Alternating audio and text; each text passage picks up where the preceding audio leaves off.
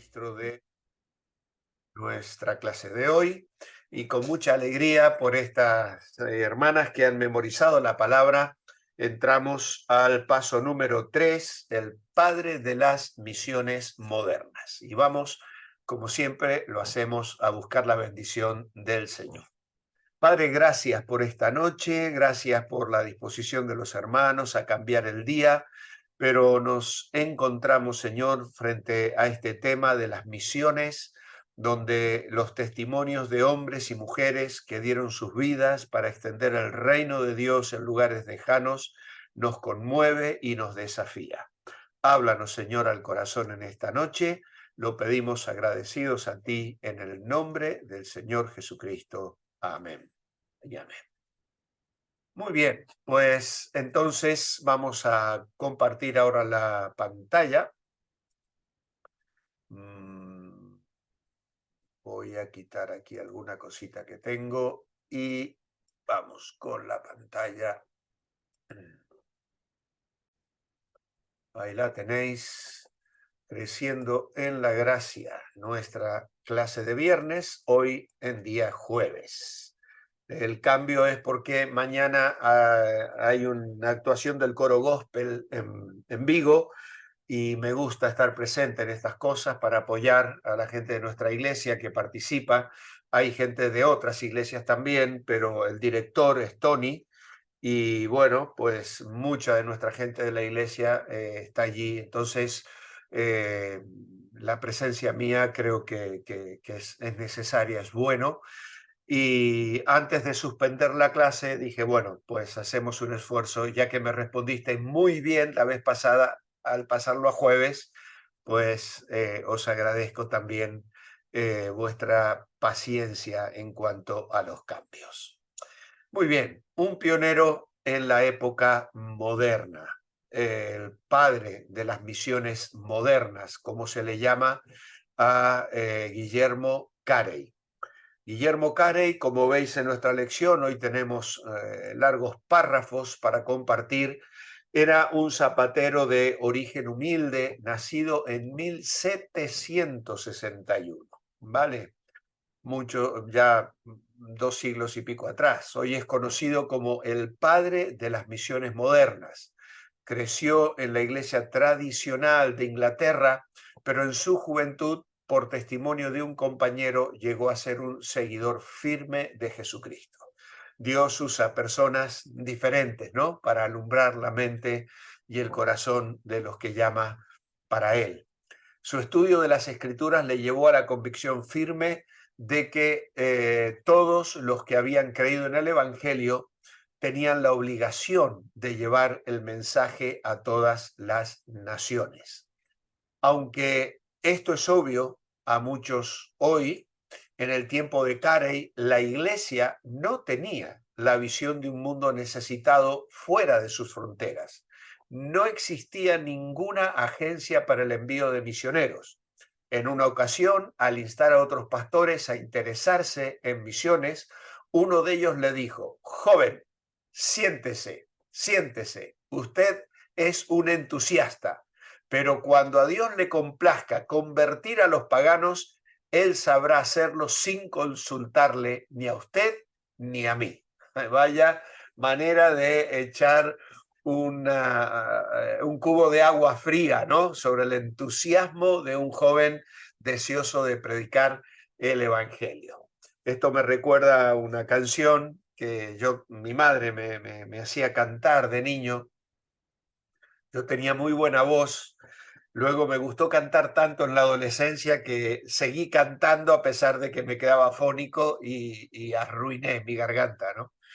Pero mi madre me hacía cantar mucho, ella tocaba el piano y tal, y cantábamos una canción que decía: los ángeles quieren el don que tú tienes, sé sabio, ve y gana almas para Dios. No hay honor más grande ni dicha más plena que ser ante el mundo voz de tu Señor.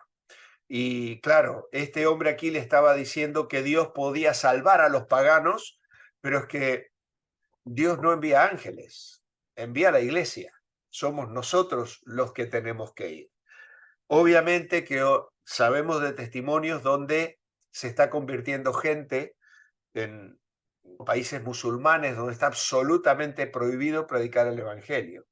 Y a veces es en base a visiones, ¿no? Jesús se les presenta, les habla, pero son casos muy extraños y personas que estaban buscando a Dios o respondiendo de alguna manera a una necesidad espiritual que no encontraba satisfacción en la religiosidad de su cultura, ¿no? Entonces, es cierto, para Dios no hay nada imposible y en lugares así Él obra realmente milagros extraordinarios, ¿no?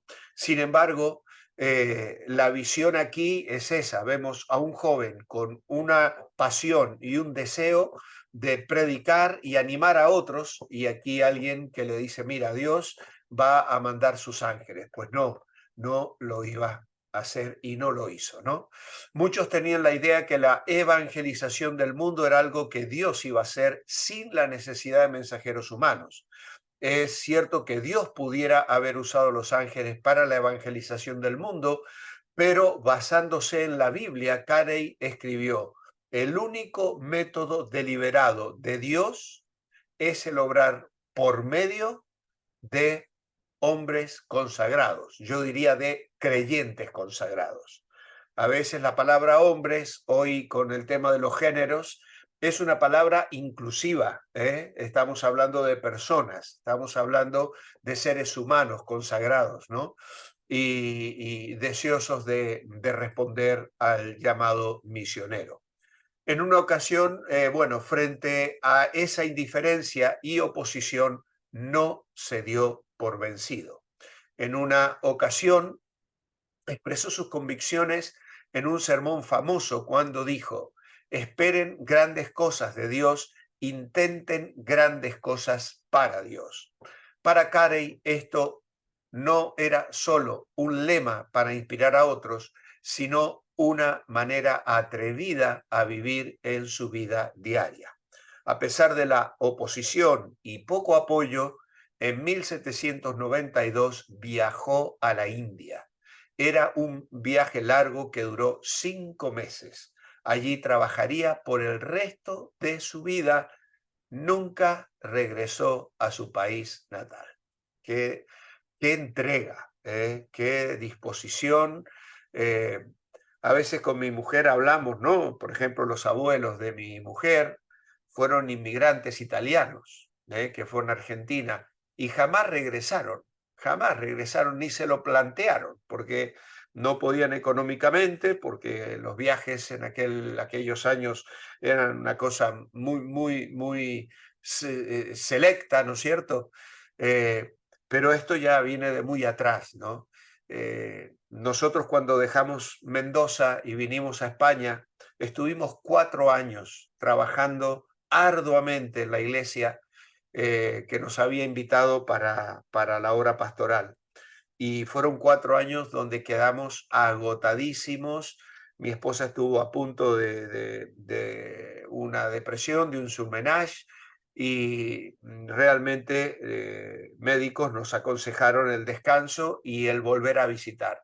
Y fue tremendamente sanador irnos por 3 meses a Argentina a estar con nuestros padres, mi familia. Bueno, Eli ya no tenía a los padres, yo sí. Entonces, ir a nuestros hermanos, nuestra iglesia, muchos que habíamos ganado nosotros para Cristo, ¿no? Y pensar en esta gente que nunca más volvió a su país natal. ¿Eh? Qué tremendo, qué entrega, qué disposición a dar su vida y darlo todo, ¿no?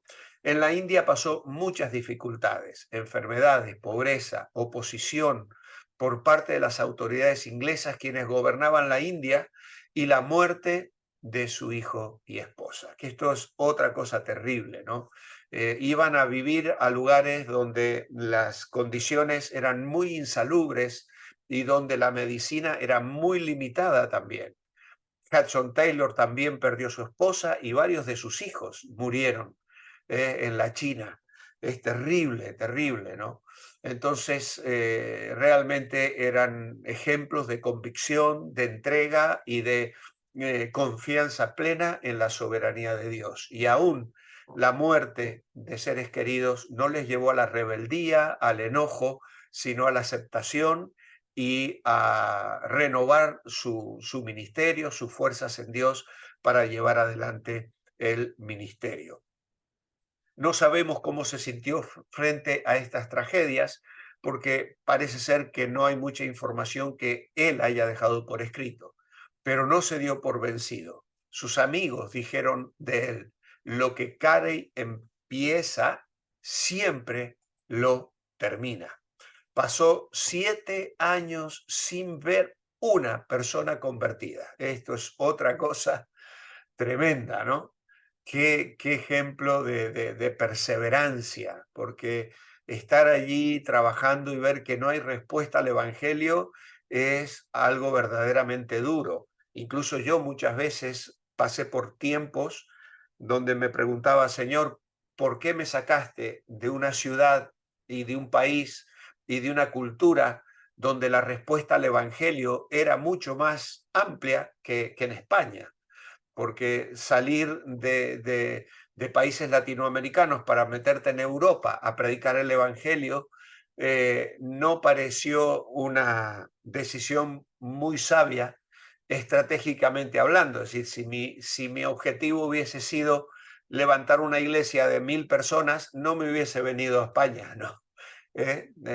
Pero bueno, había un llamado, ¿no? Había un llamado y es lo que me sostuvo, la convicción de que Dios me llamó. Algún día os contaré la historia, tengo ganas de grabarla uno de estos días, a ver si en algún momento dispongo de tiempo para hacer algo especial y grabar un vídeo contando los detalles de nuestra salida de Argentina y nuestra venida a España, como también nuestro llamado a la obra misionera.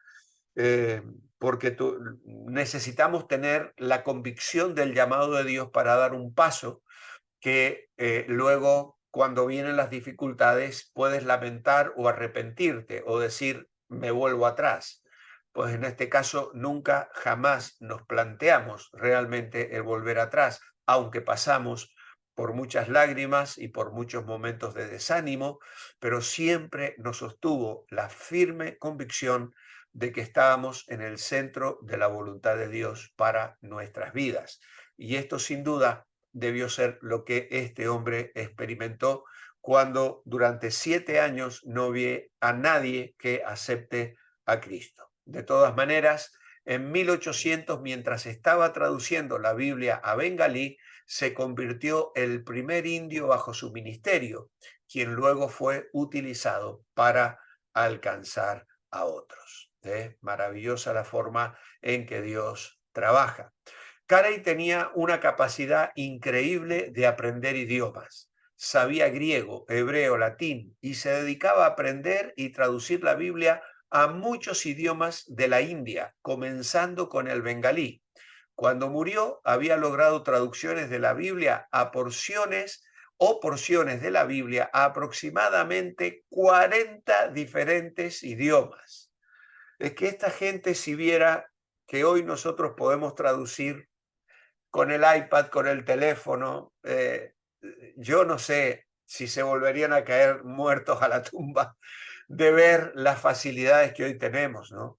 Pero también la capacidad y la inteligencia que tuvieron, porque aprender 40 diferentes idiomas, la traducción es algo dificilísimo, porque tú tienes que meterte en la cultura para entender qué quiere decir una cosa, porque puede decir algo muy diferente a lo que tú estás queriendo decir. De hecho, ha sido el problema que muchos misioneros encontraron al tratar de ganar otras culturas, especialmente indígenas, para Cristo, ¿no? Llegar a entender cuáles eran las palabras, sacrificio, por ejemplo, perdón, eran palabras muy difíciles de encontrar un significado que no fuera mal interpretado para que pudiesen realmente entender el Evangelio. Y que este hombre haya hecho esto es realmente un milagro. Pero bueno, lo siguiente que nos cuenta la historia es tremendo, porque en una ocasión hubo un incendio que destruyó mucho de su trabajo de traducción y no tenía copias. Vaya, frente a tal catástrofe no se desanimó, sino que comenzó de nuevo. Vaya ejemplo que nos deja, ¿no? A veces a nosotros nos duele un pie, nos duele una uña y ya no queremos ir al culto, ya nos comenzamos a preguntar dónde está el amor de Dios que permite que yo pase por esto, por aquello. Y sin embargo aquí tenemos una persona trabajando, dejándolo todo, predicando el Evangelio, trabajando para contar la Biblia por escrito y ponerla en la mano de otra gente y que Dios permita que se le queme su trabajo. Uno dice, es que es incomprensible, ¿eh? Hay historias como estas, muchísimas, en los traductores de la Biblia, en misioneros especialmente, que de pronto el ataque de otras tribus le queman y pierden el trabajo de años de trabajo, pero aún así siguen adelante porque saben que detrás hay una lucha espiritual, porque detrás de todo esto está Satanás también intentando frenar y desanimar a los siervos del Señor. Fue despreciado por la gente preparada de su tiempo, porque solo era un zapatero. Pero cuando se necesitaba un profesor de idiomas, bengalí y sánscrito, en una universidad de Calcuta, le ofrecieron la posición a Carey. Él era el más calificado, aunque no tenía título universitario. Durante 30 años enseñó allí y el salario que le pagaban fue utilizado para sostener la obra de traducción bíblica. Siempre luchaba por la justicia para las personas oprimidas en su país adoptado. Luchó para eliminar la práctica de sati, la cruel costumbre de quemar viudas juntas con los cuerpos de sus maridos fallecidos. Vaya, qué terrible, ¿no? Las cosas que las culturas han implementado son, vamos, escalofriantes, ¿no? Hoy en la estación de tren en Serampore, donde Carey trabajó, hay dos estatuas, uno del famoso Mahatma Gandhi y otra de Guillermo Carey. Fue conocido como amigo de la India. Fundó 26 iglesias, 126 escuelas rurales y el colegio de Serampore para la educación de la población de la India. Antes de morir en 1834 dijo, no me queda solo un deseo insatisfecho. Qué tremendo, ¿no? Poder sentir que su vida ha sido útil, que ha hecho todo lo que se había propuesto y presentarse delante de Dios con las manos llenas. Años después, Mahatma Gandhi, quien no fue cristiano sino hindú, dijo, si los cristianos siguieran el ejemplo de Jesucristo y pusieran en práctica su estilo de vida, no quedarían hindúes en la India. Muy bien, pues este realmente es un ejemplo a seguir. ¿Cuál fue la actitud de algunos cuando Carey habló de la obligación a llevar el mensaje a todas las naciones? Bueno, eso es lo que hemos leído al principio. Fue menospreciado por su juventud y se consideró su pasión como el entusiasmo innecesario de un soñador. ¿Vale? Fue, fue muy dura la forma en que le respondió aquel hombre, hablándole de joven, joven, siéntese, usted es un entusiasta, pero cuando a Dios le complezca convertir los paganos, no contará con usted ni conmigo, ni le consultará. Vale, así que menospreciado por su juventud y se consideró su pasión como un entusiasmo innecesario. ¿Existen personas hoy con esa misma actitud sobre la necesidad de alcanzar al mundo? Lamentablemente sí. Ahí tenéis marcada con una X, porque siempre que hay personas con un llamado a la obra misionera, hay a veces personas que les juzgan y que les tiran para atrás. Esto me lleva a mí al Salmo 133, uno de los salmos más cortitos. Dice: mirad cuán bueno y cuán delicioso es habitar los hermanos juntos en armonía. Es como el buen óleo sobre la cabeza, el cual desciende sobre la barba, la barba de Aarón, y baja hasta el borde de sus vestiduras, como el rocío de Hermón que desciende sobre los montes de Sión, porque allí envía el Señor bendición y vida eterna. Este salmo está hablando del ungimiento del sacerdote, del sumo sacerdote. El óleo era el aceite perfumado con la que se le ungía para el ministerio, y es un símbolo del Espíritu Santo que debe descender desde la cabeza hasta el borde de las vestiduras. Y eso nos habla del liderazgo de las iglesias, de los jefes de familia, de papá, de mamá, de ancianos, de pastores, de hombres que deben influenciar en la vida de otros. Ellos deben ser los primeros en recibir la unción, y el aceite desciende y va llegando a los miembros más sencillos y más simples de las iglesias. Pero a veces hay hermanos sencillos de las iglesias que vienen con fervor, con ganas de hacer cosas, y le dicen: pastor, quiero salir a predicar, pastor, quiero servir al Señor en algo, y que reciben una respuesta que, como la de este pastor que menospreció la juventud de Carey y que le dijo: usted no tiene que soñar, usted no piense que Dios lo va a usar para ganar paganos para Cristo. Y a veces me pasa a mí, o me pasaba, cuando teníamos campamentos de jóvenes. Los jóvenes estaban 10 días con nosotros, llenos de fervor, llenos de gozo, y volvían a sus iglesias con unas ganas de hacer cosas para Dios. ¿Y qué se encontraban? Con gente que los frenaba. Bueno, ya se os va a pasar, eso es porque os dura poquito, claro, venís de un campamento muy entusiasmado, pero en 10 días se os va a pasar las ganas de servir al Señor. Y yo muchas veces me preguntaba, es como si el aceite quisiera subir desde el borde de las vestiduras hacia la cabeza, cuando en realidad debería descender desde arriba y llegar y incentivar a los más sencillos que quieren seguir y servir al Señor. ¿Qué argumentos dan hoy como excusa para no ir ni apoyar a quienes van? Bueno, aquí me interesaría escucharos. ¿Qué opináis? ¿Qué os parece? ¿Habéis sabido, habéis visto de alguien con un llamado a la obra misionera?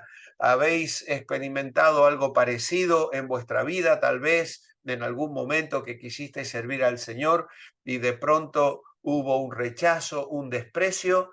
¿Qué argumentos hay hoy como excusa para no apoyar a quienes van? Otra cosa, la ofrenda, ¿no? Si a veces no todos somos llamados para ir, pero podemos poner nuestro granito de arena para sostener a los que van, ¿no? Y entonces, lamentablemente, a veces muchos no van porque no hay recursos. Las agencias misioneras, las iglesias no carecen de dinero para poder apoyar a aquellos que sienten el llamado de ir. Y eso realmente es muy, muy triste. ¿Alguien quiere abrir su micro y preguntar y compartir algo?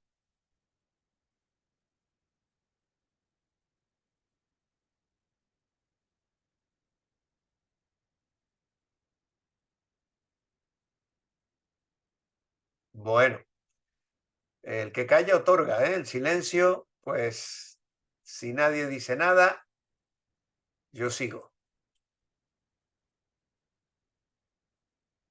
Muy bien, vale. Voy a poneros aquí en el costadito. Muy bien, pues entonces, si no hay aportes, continuamos. Carey solo era un zapatero, pero Dios lo utilizó para un trabajo que requería mucho estudio y preparación. La traducción de la Biblia, ¿cree que Dios puede usar gente como él hoy? Obviamente que sí, ¿eh? Y lo hay. Hay entidades. Aquí en España tenemos una entidad que está formando gente que estudia para traducir la Biblia, cómo tienen que ir a meterse en otras culturas y muchas veces yendo bajo cuerdas, es decir, casi clandestinamente para hacer la tarea en países donde tienen que hacer el trabajo con muchísimo cuidado porque si no les echan o les encarcelan, etcétera, ¿no?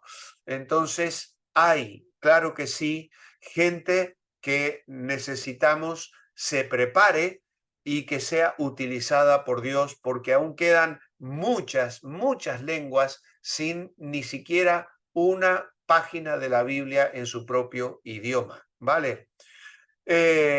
¿Cuáles características ve que ayudaron a Carey a enfrentar las dificultades que enfrentó en la India? Me estoy adelantando. Bueno, en su opinión, ¿cuáles son algunos requisitos para ser misionero? Me estoy saltando esto, ¿no? ¿Cuáles son algunos requisitos para ser misionero? Aquí también otra oportunidad para que habléis. ¿Qué os parece? ¿Qué se requiere para ser misionero? Os escucho. Yo diría disciplina, madurez espiritual, valentía. Muy bien. Amar a las personas y desear su salvación, haber Es, una relación íntima con el Señor, estar viviendo una vida cristiana fuerte, sana, vivir de tal manera que pueda recibir el Espíritu y saber cómo seguirlo, qué hacer y qué decir. ya. Amén. Ya, sí, sí, sí. Eh, Conocer la Biblia, Claro. saber la Biblia. Ya, ya, ya. Cuán Ah, importante es la formación bíblica, ¿no? La sí. capacitación. Hoy hay lugares donde uno puede ir y dedicarse a estudiar y profundizar la escritura. La iglesia es un lugar extraordinario para hacerlo, sin duda alguna. Pero claro, a veces lo que la iglesia tarda 10, 15 años en enseñar, tú puedes ir a un seminario y estudiarlo en 3 años, viviendo allí, dedicándote. Yo lo hice. No estuve 3 años, yo estuve un año. Fue un pedazo de cielo para mí vivir ese año, el año 1983. Claro, yo traía ya toda una formación de iglesia. Me crié a los pies de mi padre, que fue mi maestro, mi profesor, mi mentor, ¿no?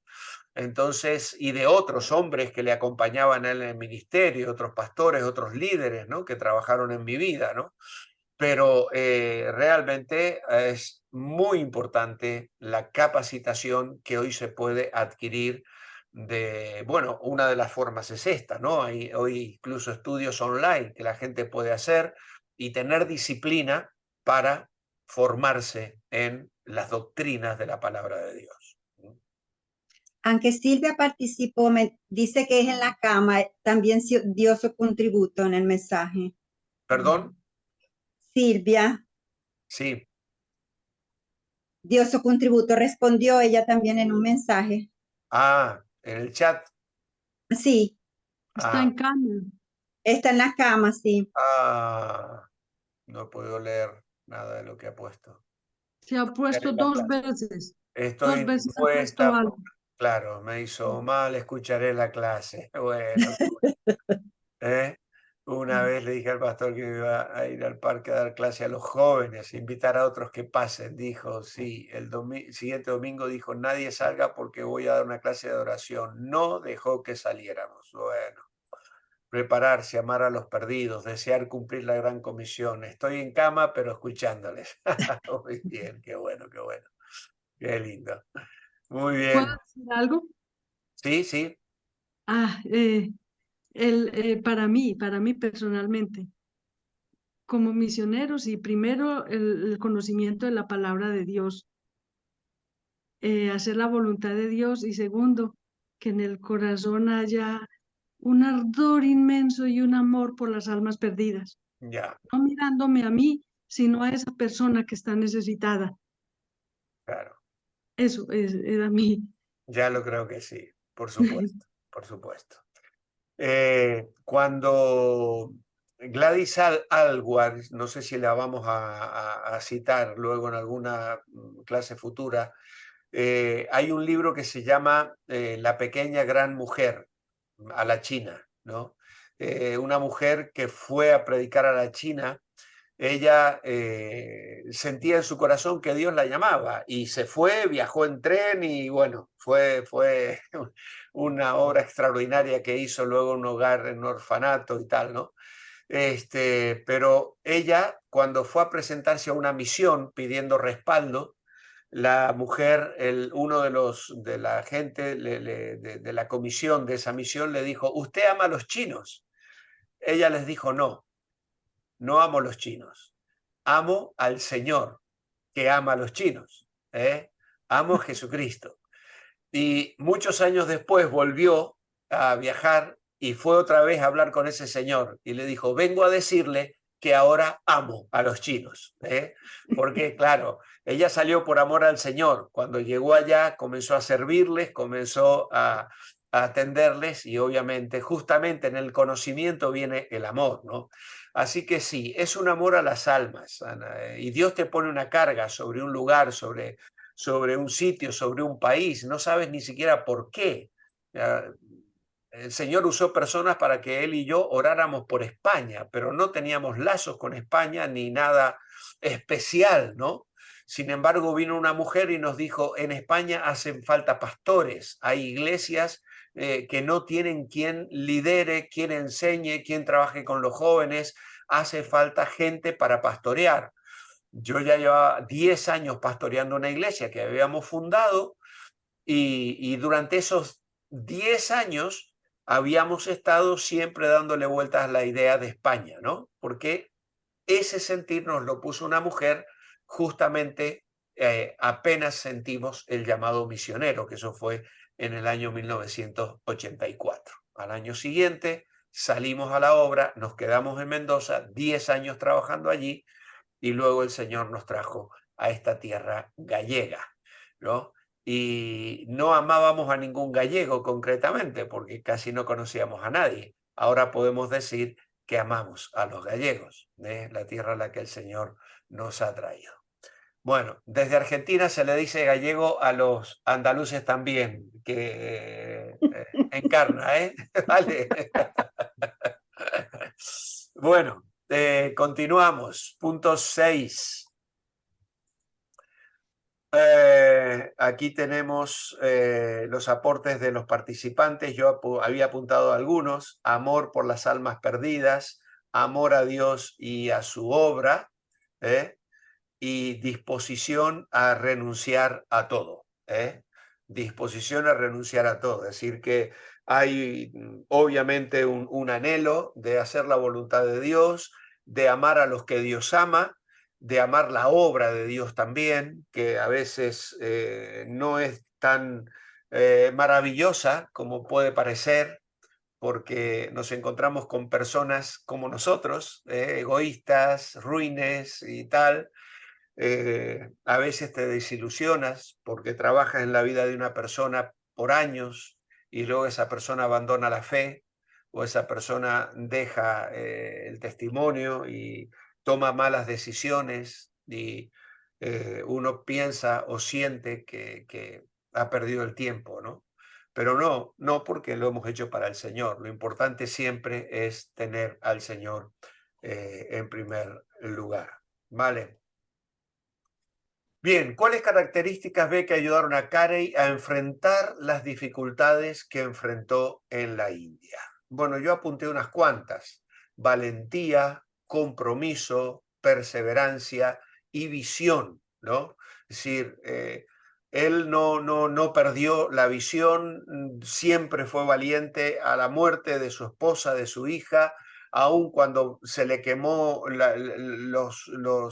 las traducciones que con tanto sacrificio seguramente y tantas horas de trabajo le había llevado, pero él tenía un compromiso y fue perseverante, ¿no? Y nunca dejó de ver el llamado y la visión que Dios le había dado. Compasión por los que sufrían, ¿ver? El trabajo que él hizo para frenar esa bárbara costumbre de quemar a las viudas juntos con sus maridos muertos. Algo terrible, ¿no? Algo terrible.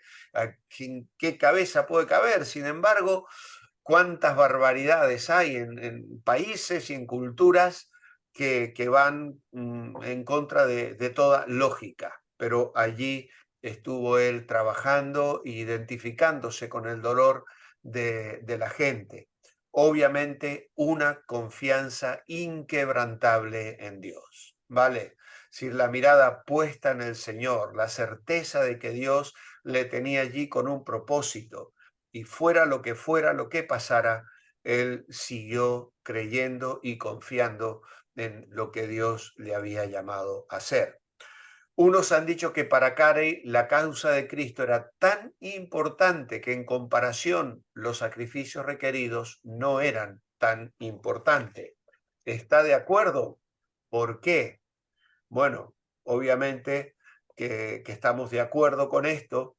¿Y por qué? Porque a pesar de perder a su esposa e hijo, no cesó en su visión de trabajar para llevar el mensaje del Evangelio en toda forma posible. Así que no había para él sacrificio que fuera más importante que... esto me recuerda que en una ocasión había un congreso con cientos de pastores que estaban reunidos y había dos pastores ya muy ancianos, muy viejitos ya.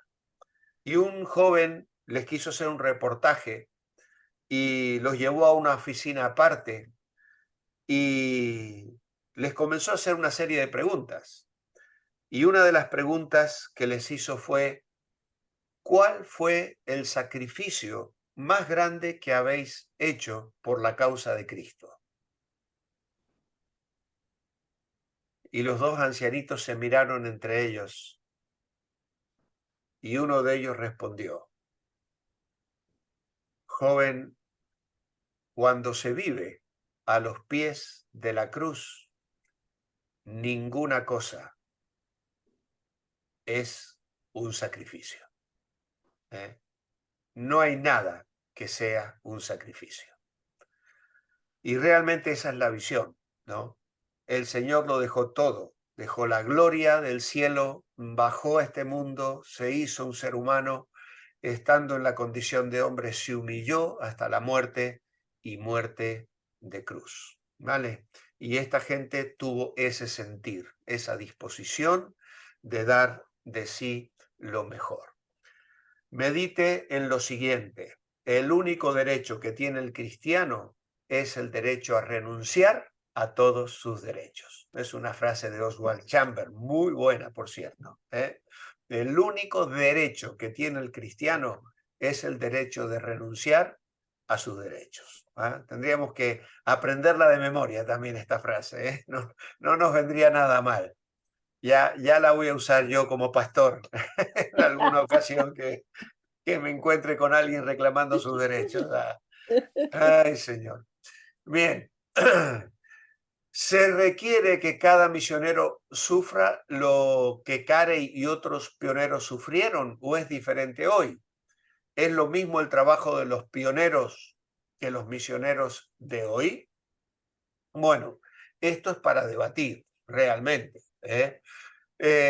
Hay sufrimientos que ya no se sufren, porque ya quien hace un viaje de 5 meses en barco, o sea, eso ya no hay.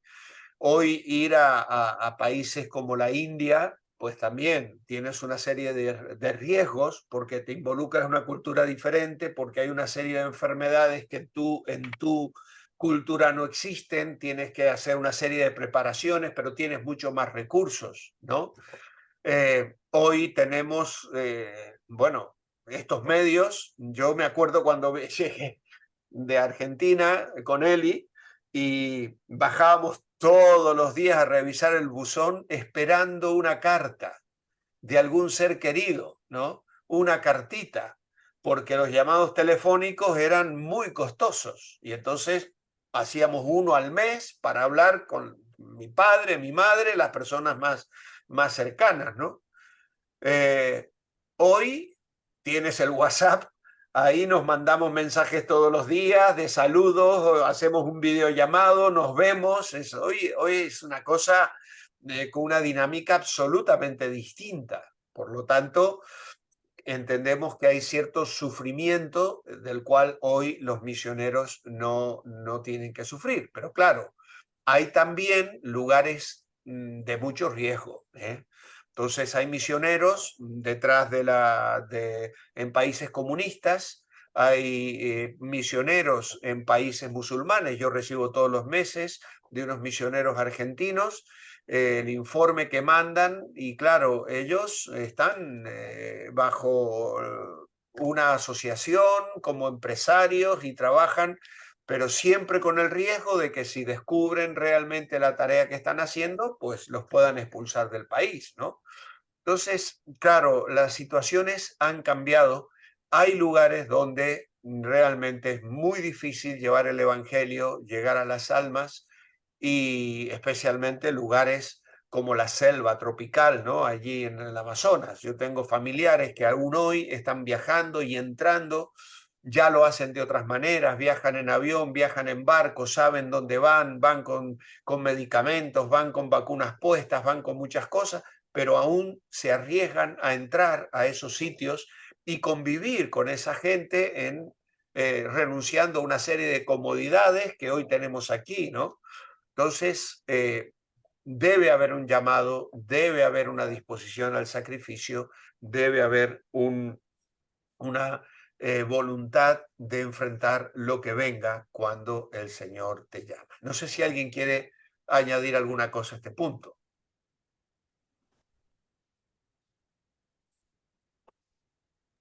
Vale. Yo quiero hablar un poquito de que todavía en alguna manera hay misioneros que sufren porque el misionero que nos llevó la palabra a nosotros en Colombia, él fue de Australia hace 43 años. Él era un ingeniero agrícola en Australia y él dejó todos sus padres, familia, Ya. y se fue con su esposa y sus 3 hijos a Colombia. Y no sabía español, no sabía dónde iba a llegar.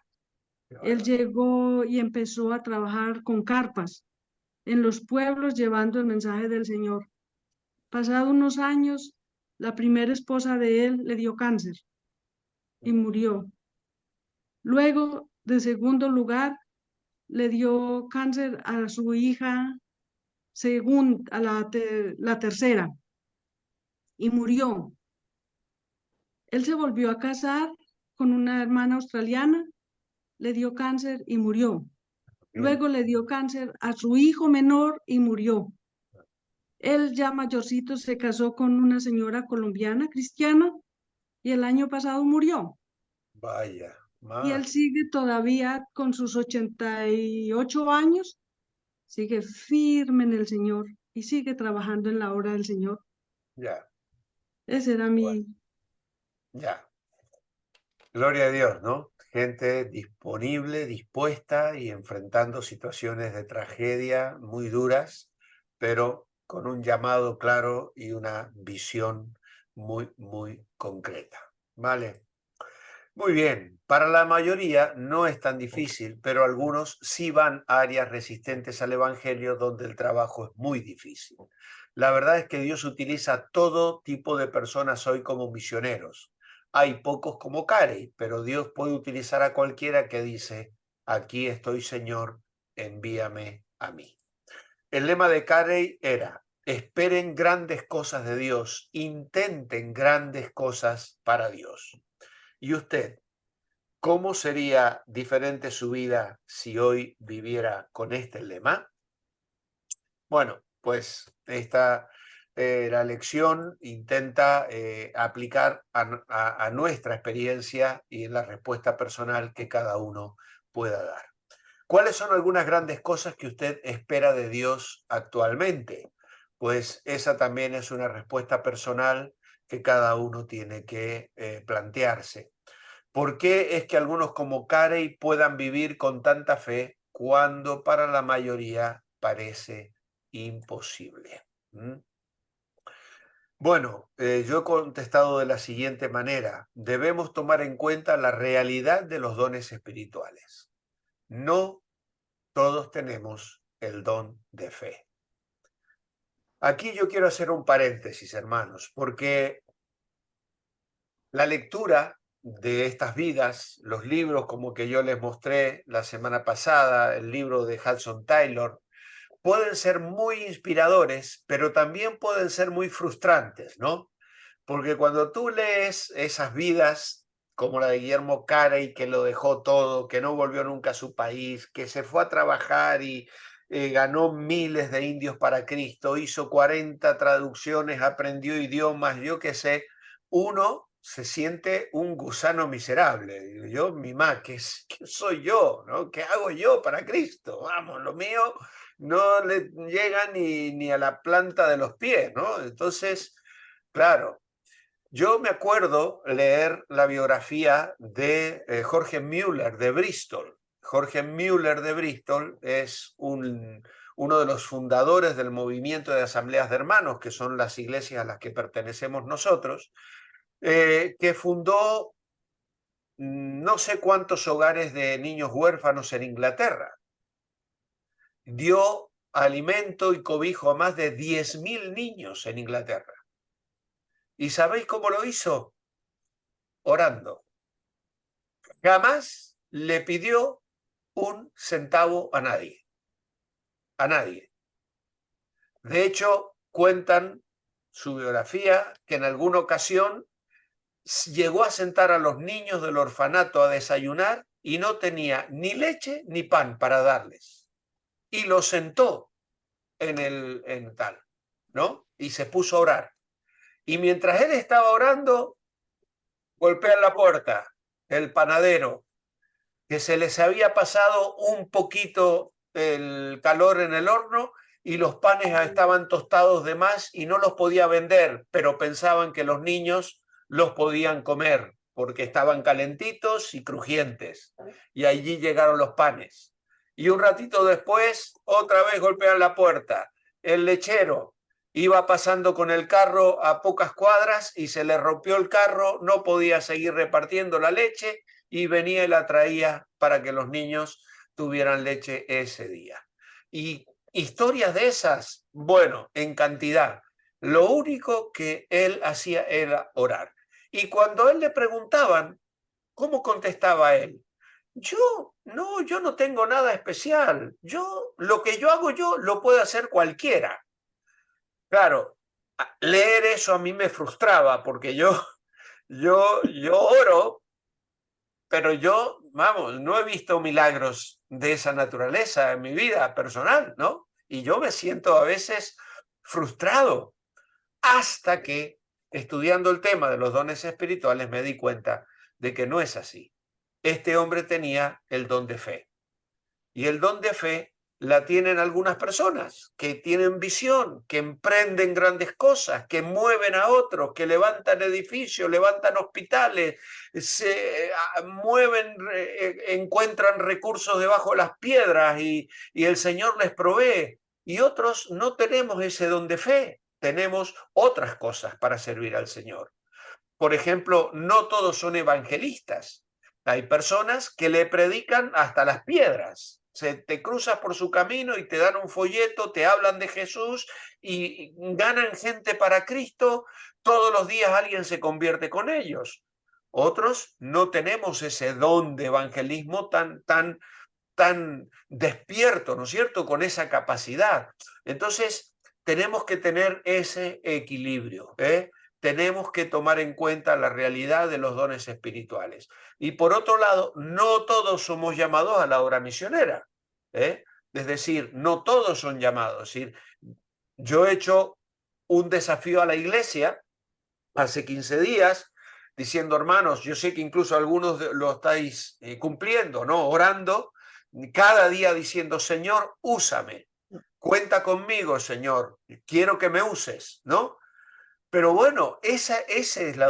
Ahora, eso no significa que yo espero que cada uno de vosotros se dedique al pastorado, a la obra misionera o salga, deje su trabajo para servir al Señor. No, ¿no es cierto? Entonces, a lo mejor como respuesta a eso, luego hay un niño, un jovencito, una persona que de pronto viene y dice, mira Walter, en ese mes que nos hiciste orar, comencé a sentir una carga de que Dios me quiere predicando el evangelio en Ucrania, que hay ahí guerra y yo quiero ir a llevarles el evangelio. Mira, puede ser que Dios llame a alguien, ¿por qué no? ¿Por qué no?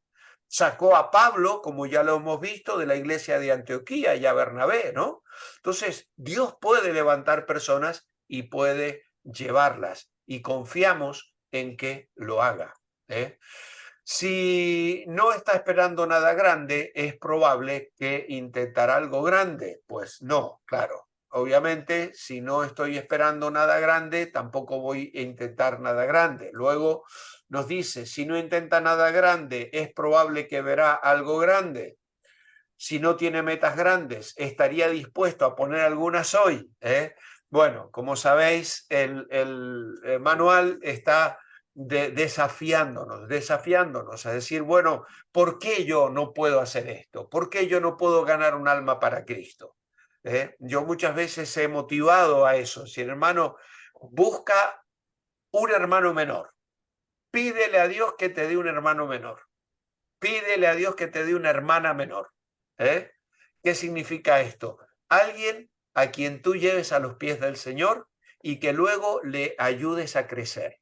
Tú le disipules. Así como has estado siendo discipulado con este manual, luego tú tomas el manual y lo comienzas a enseñar a otra persona a quien tú has llevado a los pies de Cristo, ¿no?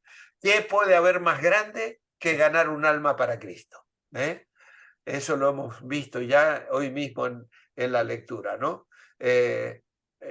Sencillamente, no, ¿qué ganará el hombre si ganare todo el mundo pero pierde su alma? No hay nada más grande que una persona acepte a Cristo como su Salvador personal y ser nosotros esos instrumentos que Dios usa para llevarle a los pies del Señor. ¿Vale? Así que pensemos en grande, soñemos en grande. Dios nos dé visión. Tal vez hasta ahora su fe ha sido poca, pero Cristo sigue siendo el que nunca nos deja ni nos abandone. Apunte algo grande que usted espera de Dios comenzando hoy. Así que esto es una tarea personal. Vidas que inspiran. Y tenemos aquí una recomendación a buscar las biografías de las vidas de fe y sacrificio de los misioneros pioneros que servirán de inspiración. Busque libros o investigue por internet sobre los pioneros en la lista abajo. Esto es muy interesante. Tú pones Hudson Taylor y vas a encontrar un montón de información. Jean Elliott, Elizabeth. El Wikipedia, pues contiene muchísima información sobre cualquiera de todos estos que están aquí, ¿no? Jean Elliott, su esposa Elizabeth Elliott, Nat Sain, que era el piloto que manejaba el avión de los 5 misioneros que murieron con los Aucas, Nat Sain, Raquel Sain, que era la hermana de Nadi, y que ganaron a miles de indios para Cristo, Guillermo Carey, que hemos hablado de él, y todos estos, ¿vale? Así que David Livingstone, misionero al África, en fin, todas historias realmente inspiradoras. Muy bien, el texto para memorizar es más fácil que el de la semana pasada. Recibiréis poder cuando haya venido sobre vosotros el Espíritu Santo y me seréis testigos en Jerusalén, en Judea, en Samaria y hasta los confines de la tierra, dice la Nueva Versión Internacional, que es la que le gusta a Betsy. Muy bien, pues así, hermanos, estamos llegando al final de esta hermosa clase de hoy, interesante y desafiante también. Muchas gracias a todos por prestar atención y también dar sus aportes para la clase.